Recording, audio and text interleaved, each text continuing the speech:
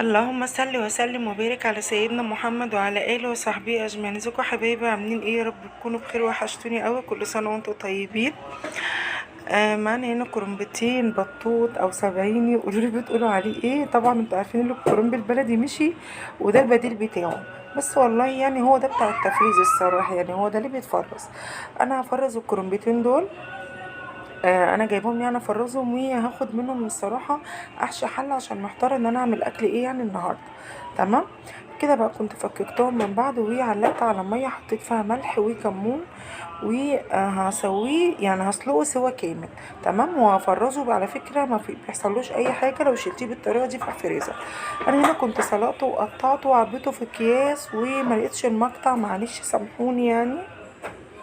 دول كده انا هشيلهم في الفريزر، وهاخد بقى ايه احشي ايه حله كده. تمام. وكوسه ولحمه ويعني ايه، واليوم عدى والحمد لله. ما كنتش بطلع معاكم الايام اللي فاتت، لكن كنت تعبانه جدا والله، ممنوع ان انا اقف على رجليا يعني، والحمد لله.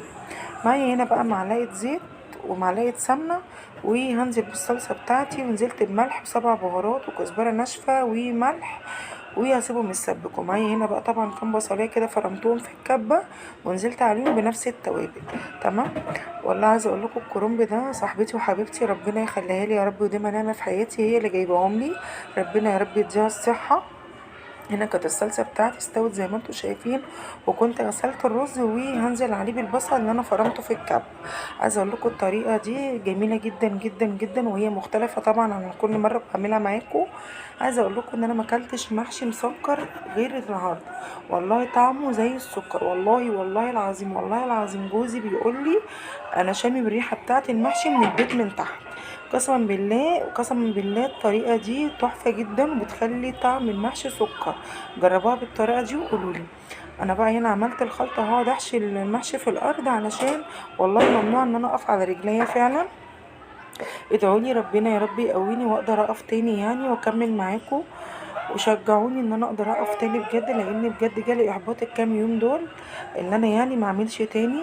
فالحمد لله، اللهم لك الحمد على كل حال يا رب. كل جيب ربنا حلو يا رب. رمضان خلاص على الباب اهوت، كلها كام يوم وهنبقى في رمضان ان شاء الله.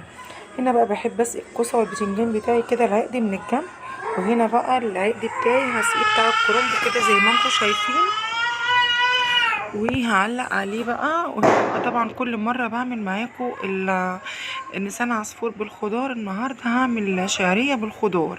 عايزه اقول لكم كانت طعمها برضو تحفه جدا. هنا بقى الشعريه بتاعتي كانت اخدت لون، وكنت هنزل عليها بصراحه كده ادور في الفريزر، ملقتش الا بسله وجزر، فنزلت بس كان طعمها جميل برضو والله. وكنت هنا بقى سلقت لحمة برضو وكان اليوم عدى الصراحة برضو حيرة كده، من يعني تفضلي برضو في حيرة كده، وفي رمضان نفس الموضوع. هنا بقى الشعرية بتاعتي كانت استوت، عايزة اقول لكم جربوها طعمها تحفة جدا. ولو عجبكم الفيديو ما تنسوش تحطوا لايك وشير وتدعولي ان ربنا ياخد بايدي واقدر اقوم تاني على رجلي بجد، لاني والله تعبانة جدا، وشجعوني علشان انا بجد يعني تعبانة بجد. فكل سنة وانتم طيبين، يا رب يجعله بخير وسعادة عليكم، امين يا رب. و جربوا المحشي بالطريقة دي هيعجبكم قوي قوي قوي قوي. اشوف وشكم بخير يا حبايبي، ربنا يديمكم نعمة في حياتي يا رب.